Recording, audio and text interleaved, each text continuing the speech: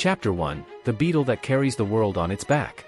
Feel the dry heat of the Kalahari Desert at midday, where the air trembles as if dreaming. Hear the low hum of a dung beetle rolling its sphere of dung across the red earth, not as garbage, but as a moving offering. See the trail it leaves, a crooked, imperfect line, but alive. This is no ordinary insect. It is ḳKaggen, the first, the trickster, the ancestor who did not create the world with words, but with accidental falls, laughter, and tears. In the oral traditions of the San, the oldest peoples of Africa, ḳKaggen does not dwell in the skies, he dwells on the edge, between the animal and the human, between error and creation, between chaos, gi, and the rhythm of shamanic dance. He did not plan the rivers, he cried, and his tears carved valleys. He didn't draw mountains, he fell from a tree, and his body broke into shapes that walked. He didn't invent fire, he stole it from an ostrich out of gluttony and, as he ran, scattered embers that became cycle, cultivation, community. ḳKaggen is everything and nothing at the same time. He can be a dragonfly on a hunter's shoulder, the wind that extinguishes the campfire, the hyena that laughs when the plan fails.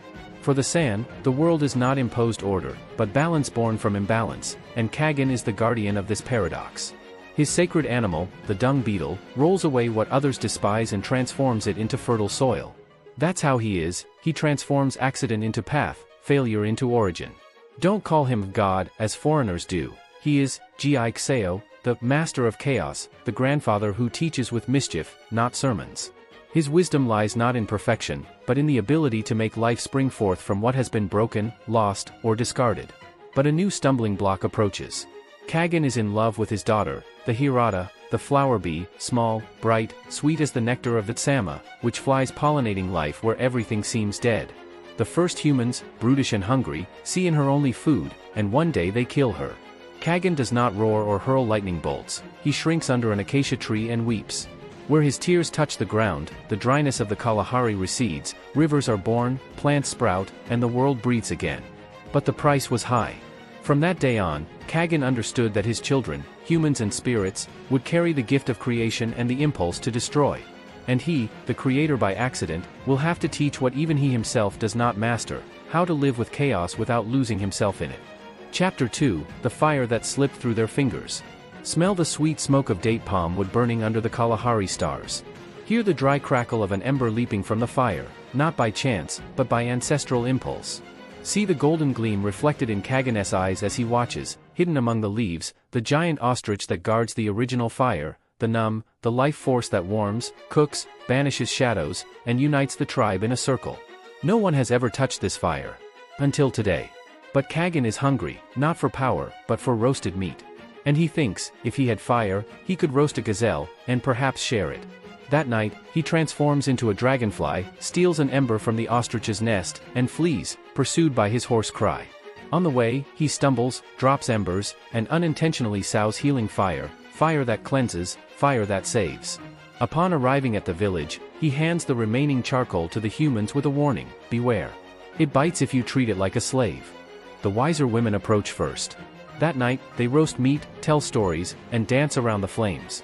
But ḳKaggen, on the sidelines, watches with unease. A young man takes the fire as his own, pushes the others aside, and lies, saying that he brought it himself. A few days later, he arrogantly tries to control the flames, and the fire escapes, nearly killing a child. Desperate, he runs to the crossroads of the high rocks and begs for help. From the shadows emerges only a dung beetle, calmly rolling its sphere. Fire doesn't betray, it only shows who you are, says a faceless voice. The young man falls to his knees, cries, and begs forgiveness from the tribe, not from the fire. Under the guidance of the elders, he learns to light the fire with song, not force, to maintain it with respect, not possession. ḳKaggen observes from afar, now in the form of morning mist. His heart is heavy. Not because of human disobedience, but because of the realization that fire, like everything that transforms, reveals the soul before warming the body. He understands that the true challenge lies not in bringing the fire, but in teaching how not to be burned by it. And he knows that this will not be his last mistake. Soon, he will have to teach something even more difficult, how to heal the soul when it is broken, not with flames, but with silence, memory, and the kind of humility that is only born after a fall. Chapter 3, The Body That Split into People. Feel the acrid scent of broken sap and damp moss at the roots of the ancestral tree, the Inara, whose branches touch the sky and whose trunk holds the world's first breaths. Hear the dry crack of a branch yielding under unexpected weight, followed by a primordial cry, neither human nor animal. See ྩKaggen's body fall from the highest treetop, spinning like a dry leaf, until it shattered on the red earth. He did not fall by chance, but out of pride, wanting to impress his wife ﷺ, the dew-weeping cloud. He tried to hunt an elephant with empty cunning. But the wise elephant refused to be prey to vanity and moved on. Humiliated, ྩKaggen jumped, and fell. His body did not dissolve into blood, but into light. Where his hand touched the ground, a hunter was born. Where his eye rolled, a dream reader. His heart became the first drum, their language, the healing song. Thus, the first humans were not molded from clay, but born from a sacred mistake, living fragments of a broken ancestor. These pieces walked, loved, erred, each carrying a trace of ྩKaggen, curiosity, stubbornness, tenderness. But something was missing: memory. Humans forgot their origin. They began to blame the world for their own imbalances. And when they killed the Hirata, the flower bee, daughter of ྩKaggen, the world lost its sweetness. It was then that ЦКaggen, still scattered, felt the grief in all its fragments at once. It wept like thirsty earth, and its tears carved the rivers of the Kalahari, not for beauty, but as a reminder, everything is connected, even what breaks can generate life. But the teaching was not enough to be lived, it needed to be remembered. Thus, in the form of smoke and vibration, ЦКaggen guided the shamans into the great trance, the dance of the numb, in which the body boils, the feet bleed, and the soul journeys to the world of chaos, to seek what has been lost. On the walls of the Drakensberg rocks, the sand painted these journeys, figures with eland heads, outstretched arms, blood dripping from their noses, a sign of contact with the divine. And in each painting, almost invisible, there is a beetle rolling a sphere of fire and dung. Because even in art, ЦКaggen insists, the sacred lives in what the world despises. Now, humans face a new danger, not hunger, nor lions, but the forgetting of themselves. And ЦКaggen, still broken, still present, knows that he will have to reunite, not to rule, but to dance with them one last time, before the world forgets that it was made of fall, light, and tears. Chapter 4, The Dance That Boils the Blood. Feel the rhythm of bare feet striking the dry earth, not as footsteps, but as the heartbeat of the savanna itself. Hear the low crackling of the numb, the spiritual energy rising up the dancers' spines until it boils in their bones, like scalding honey. See the blood trickle from the nose of a young shaman, not as a wound, but as an open portal between worlds. It is the great healing dance, and ЦКaggen is at its center, invisible, but present in the smoke, in the hoarse chants of the elders, in the trembling hands that touch the sick. The sand know, the body does not fall ill on its own. Pain is an imbalance between the visible, XA, and the invisible, GI, and only those who enter the chaos can bring back order. But tonight is different. The young shaman, Na, dances not for another, but for herself. Her brother died of fever while she was hunting. She returned with fresh meat and found only ashes. Since then, the numb no longer rises within her. ЦКaggen doesn't hear me, she whispers. But the elders correct her, he's not deaf. He's waiting for you to stop blaming. The dance begins, eland skin drums, clapping in a growing rhythm, chants that summon ЦКaggen not as a plea, but as a call. Na dances until she bleeds, until she trembles, until the world blurs. Then she enters the GI, a state where time and form dissolve, and thoughts have color and smell. There she finds ЦКaggen as a fallen tree, covered in life. You stopped seeing me, he says. She accuses her brother of death. He responds with harsh truths. You let him die twice, in fever, and in your silence. The tears Na sheds don't erase the pain, they transform it into a path. When she returns to her body, the numb flows again. Her nose bleeds, but she smiles. The next morning, she paints a figure on the rock, herself with dragonfly wings, holding her brother's hand, while a beetle rolls a sphere made of fire and tears. The elders recognize her. Now you are a bridge. Not a shaman. A living memory. But ЦКaggen has already left. She heard another lament, not of pain, but of fury. Hunters, armed with new spears, swore to exterminate all hyenas. They are daughters of chaos. They don't know that ЦКaggen loves to transform into a hyena. In pursuing the animal, they pursue the creator himself, unwittingly initiating a new lesson, that the chaos they so fear is also the fabric from which healing, creation, and even compassion are born. Chapter 5, The Hyena Who Laughs at the Wrath of Men. Feel the acrid odor of sweat and smoke clinging to the hunter's clothes, not the smell of the hunt, but of vengeance. Hear the clang of spears being sharpened under the full moon, while oaths echo among the rocks. No hyena will live after this night. See the red eyes of Toma, the leader, gleaming with a dangerous certainty. The world would be better without chaos.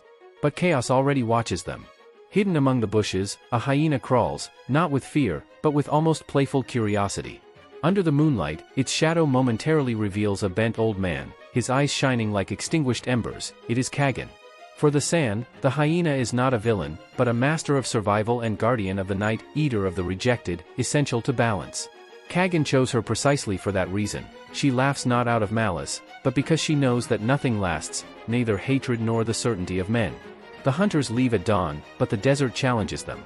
Footprints disappear, dogs howl in confusion, even the stars seem to change places. ŠKaggen reversed the paths, not out of whim, but out of necessity. In San cosmology, balance lives in tension as much as in harmony. Exterminating the hyenas would bring decay, disease, greater disorder. On the third night, Toma, driven mad, defies the darkness, and receives a lesson. Before him, a beetle rolls a sphere of ashes. "That was your grandfather," says the wind. "It was the hyena that cleaned him, that returned his bone to the soil, that allowed his spirit to ascend." When the ash dissolves and reveals a femur marked with the symbol of his tribe, Toma recognizes the truth told by his grandmother: the hyena does not steal, it returns. Shaken, he understands that he called an enemy that which keeps him connected to his ancestors. That night, Toma returns to the camp not with prey, but with an offering, dried meat at the crossroads and the ancient song of gratitude to the hyena. The hunters scoff, but the elders nod in silence. In the sky, a star twinkles twice, a sign that ŠKaggen laughs, and cries with relief. Balance was saved not by force, but by remembrance. However, a more silent threat approaches. The children no longer dance the healing dance, the paintings on the rocks fade, and the young people ask, "Who is ŠKaggen? An insect? A tale?"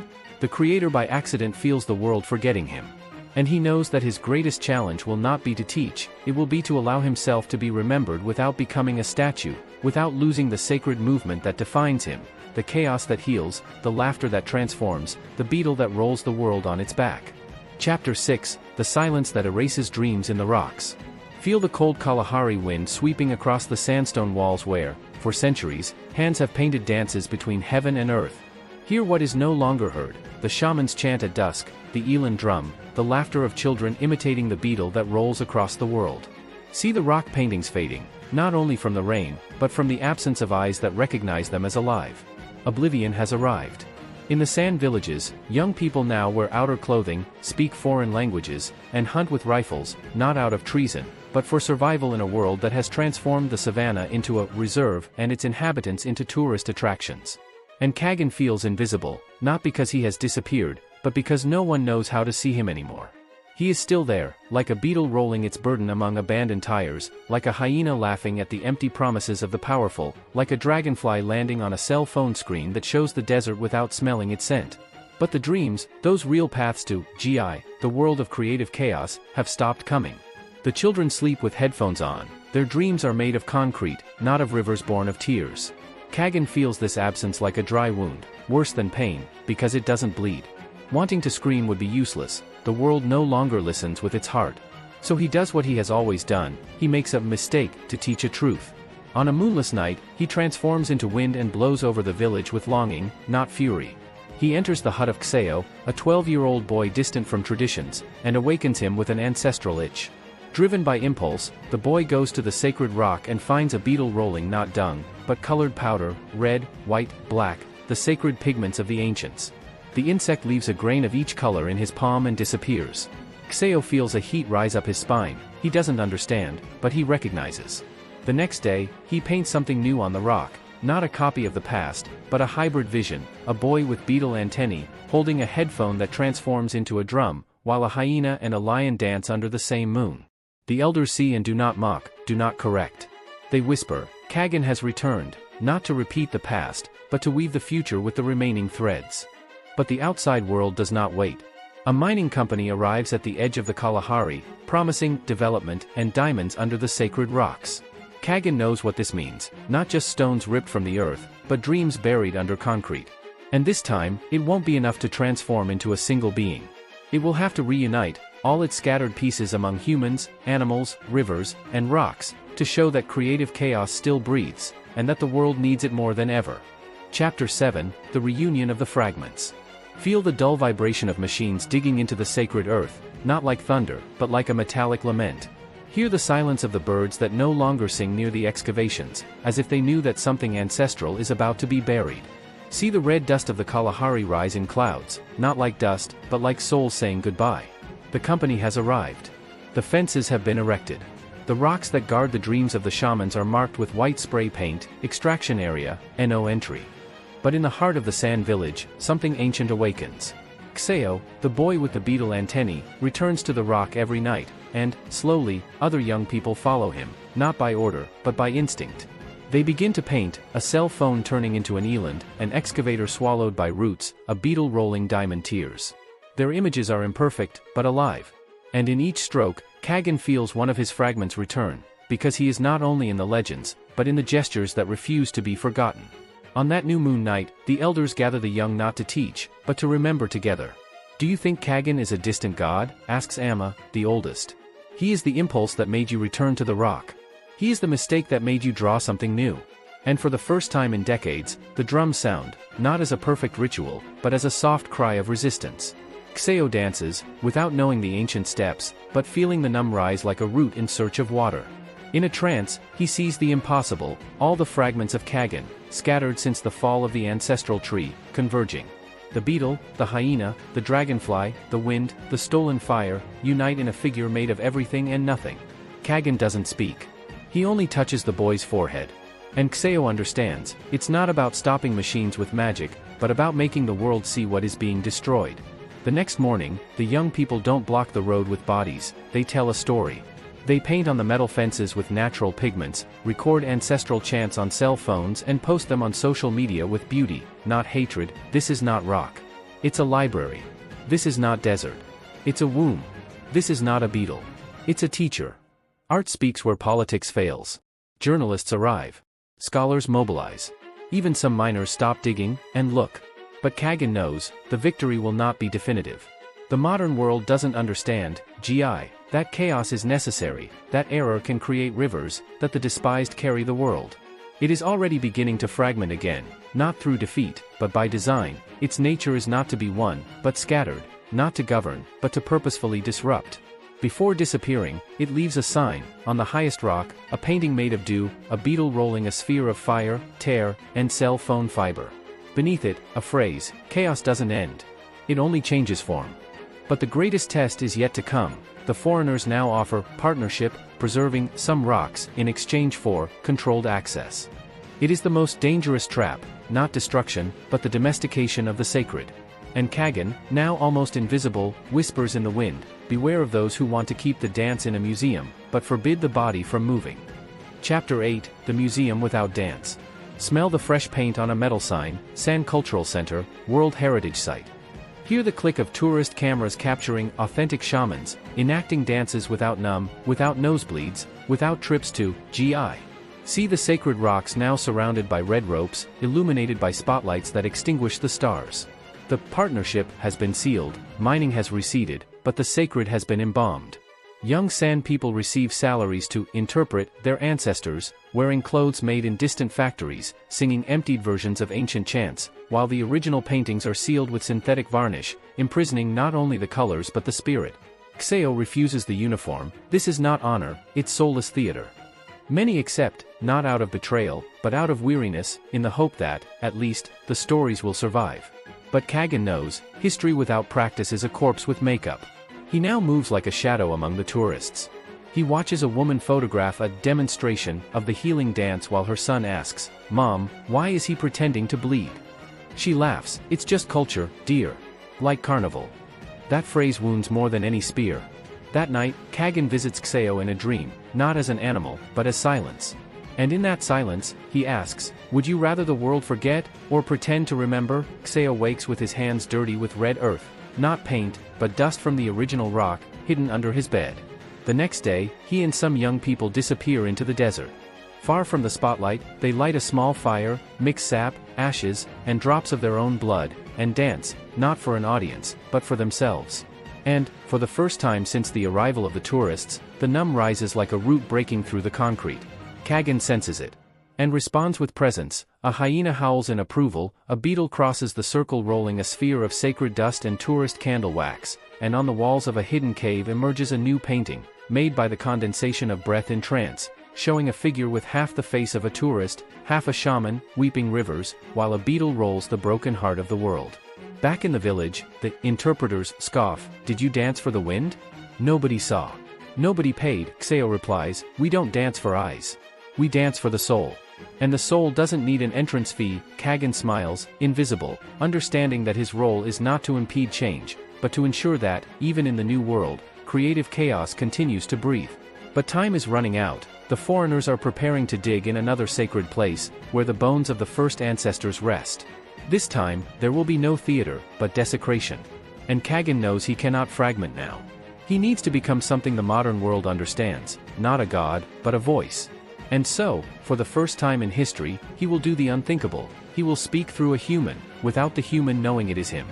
Chapter 9, The Voice That Isn't Known About Him. Feel the warmth of the metal microphone beneath Kseo's trembling fingers, not from fear, but from strangeness. Hear the hum of the cameras preparing, the whispers of the international audience gathered in a Johannesburg auditorium for a dialogue on indigenous cultures at risk. See his eyes meet those of the reporter who asks, "You represent the San.